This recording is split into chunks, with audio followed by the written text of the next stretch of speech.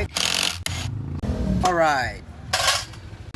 Ito yung tunog ng sayo, Pops. Although hindi pa sobrang lakas, pero may tunog na rin siyang konti. Ayan, oh. So yun mga idol, may bagong dumating. Makina, buong makina, galing Apayao. So ay, sabi ng may-ari, papa-general overhaul, refresh. Then, papalitan yung lahat ng mga parts na luma. Salamat, Pops, sa pagtitiwala. Galing Apayao pa tong makina, oh. Dito pa pinadala sa Quezon City para ipa-refresh. Amin na nga pong uumpisahan gawin ang makina ni Pat at inilabas ko na nga rin ang aming mahiwagang sangkalan. Bagong gawa nga po pala yan. Boss, may tama talaga to dito. Siguro sa pagganata sa pag-transport. Uy, sabi yung gasket niya, replacement. Una namin kinalas ay ang kanyang clutch system.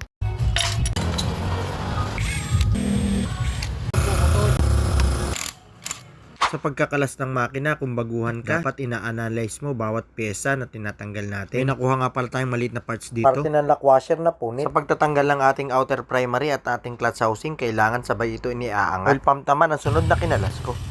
Packing cock at drain plug bolt niya ay kailangan na ring palitan. Deform na, kailangan na yung palitan. Drain plug bolt. Okay pa ba, thread? Okay pa, thread.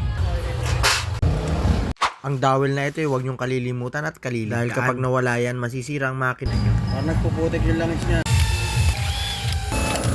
Hey. Lahat nga pala ng gasket na nakakabit sa kanya ay replacement. Isang bagay na mahirap hanapin sa probinsya ay mga original. Isang bagay din kung bakit dito pinagawa ng ating idol.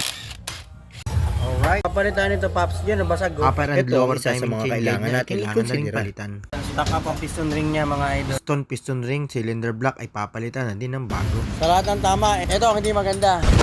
Emotional damage! Tapa na rin siya. Ito ang ilan sa mga kailangan natin i-consider kung tayo magbibiyak ng makina. Mga o-rings, gasket ay kailangan tignan. Palitan na ito kung kinakailangan. At ng antagas ay hindi na maramdaman.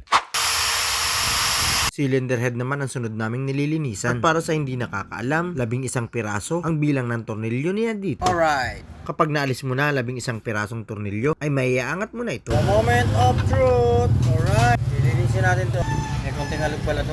May konting alog ang kanyang connecting rod. Ang side bearing naman niya ay malakas na ang alog. Hindi mo na lahat, lilinisin lahat. Kapalitan ng contract. Ito yung tunog ng sayo pa. Ganun siyang konti. Ayan o. At para sa mga nagtatanong, normal lang na may alog ang side bearing, pero hindi normal kapag sobrang lakas. Dito nga po iniready ko na ang mga piyesang ikakabit natin. Ang kagandahan lang at pwede kong maipagmalaki sa inyo, ay kumpleto tayo ng piyesa dito. Para sa Honda RS125 card type, FI, XRM FI, RS125, FI, Wave 125. Marami tayong piyesa niyan mga idol. Shares niya sa drain plug, piston ring, piston, cylinder block, card type, slide name. Original Honda. At habang nire-ready ko ang mga pyesa, ang makina naman ay nililinis na nila. Ito yung luma niya, oh. Palit din tayo lahat ng engine bearing. Forge connecting rod naman ang ginamit natin. Ito na yung pinalit natin, Pops, na forge connecting rod. Dahil yan nga ang request ng ating tropa na galing Apayao pa. Cylinder block original ang ikakabit natin. At dito ay pinagtulong-tulungan na namin gawin. At nang ang makina ni tropa ay matapos na rin. Ang daluyan ng mga langis ay kailangan i-check bago ikabit ito sa kanyang crankshell. Iniinitan namin ang kanyang crankshell bago ipasok ang kanyang sigunyal. At nang sa ganun, ang pagpalo dito at pagpukpok ay maiwasan. At pagkawala sa tamang balanse ng kanyang sigunyal ang maging dahilan. Ay, pasok na. Ayan, palit tayo, Pops, ng forge connecting rod. Lahat ng bearing, Japan. At dahil nga kumpleto kami ng pyesa at ang mga kasama ko ang trabaho'y kabisado na, ay mas mabilis namin nagagawa ang trabaho sa pagbubuo ng makina. Yan mga idol, pagka nagbibiyak kami ng makina, yung mga gasket na mga sobra-sobra, nagawa na namin ng paraan na punasan kagad para hindi naman siya maging mas matignan, para wala siya mga labas-labas dito. Hindi siya halata na nabiyak na. Ganun dapat, habang malambot pa ang ating gasket. Para sa nagtatanong mga idol, bakit daw walang gasket dito sa gitna ating crankshell? Actually wala talagang gasket yan. Wala siyang gasket na papel. Pero meron siyang gasket naked dito. So ang ginagamit yan kadalasan, Beta Gray or gasket all. Yun yung magsisil dyan sa crankcase natin. Yun, okay na mga idol.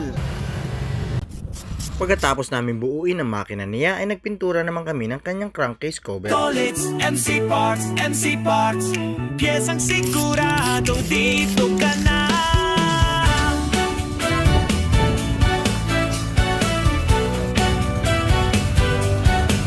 Yeah. Hanap mo ba'y matibay matibay na pyesa. Honda, Suzuki, Yamaha pa, genuine at original, walang duda sa Tolits MC. So yun mga idol, ito pala yung makina na ipinadala dito sa amin, galing pa ng Apayao. Okay nga, nilinisan namin yung kanyang crankshell, nilinis na siya, then narepente namin yung kanyang crank cover, tapos na at the same time na ano na natin to, general overhaul. Palit nga ng black, piston ring, Conrad na quartz connecting rod, Japan, mga bearing. Okay na yan, titestingin na lang natin mga idol. At ipapadala na natin to bukas sa Apayao, alright? Testing!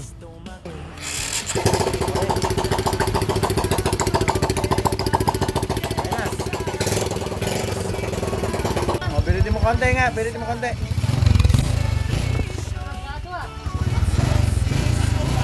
Okay na, okay na.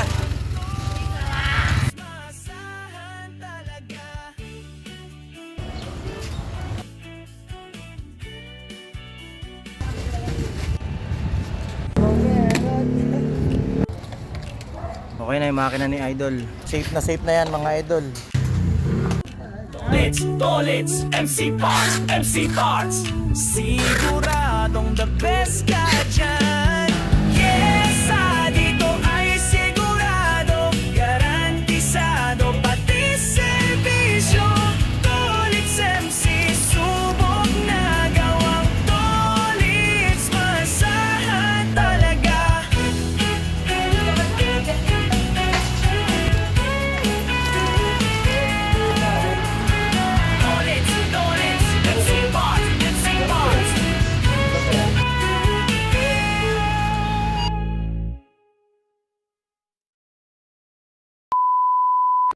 At kung umabot ka sa punto ng bidyong ito at kung natuwa at may natutunan ka, aba paki-like and share naman at paki-follow na rin para masaya. Big shoutout nga pala sa mga idol ko na palaging nanonood.